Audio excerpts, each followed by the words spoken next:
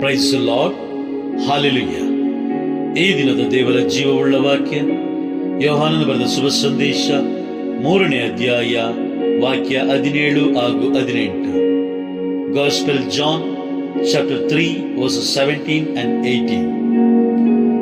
ದೇವರು ತಮ್ಮ ಪುತ್ರನನ್ನು ಈ ಲೋಕಕ್ಕೆ ಕಳುಹಿಸಿದ್ದು ಲೋಕವನ್ನು ತೀರ್ಪಿಗೆ ಗುರಿ ಮಾಡಲೆಂದಲ್ಲ, ಪುತ್ರನ ಮುಖಾಂತರ ಲೋಕ ಉದ್ಧಾರವಾಗಲೆಂದು.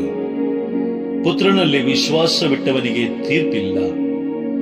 ಆತನಲ್ಲಿ ವಿಶ್ವಾಸವಿಡದವನಾದರೂ ಈಗಾಗಲೇ ತೀರ್ಪಿಗೆ ಗುರಿಯಾಗಿದ್ದಾನೆ, ಏಕೆಂದರೆ ಅವನಿಗೆ ದೇವರ ಏಕೈಕ ಪುತ್ರನಲ್ಲಿ ವಿಶ್ವಾಸವಿಲ್ಲ.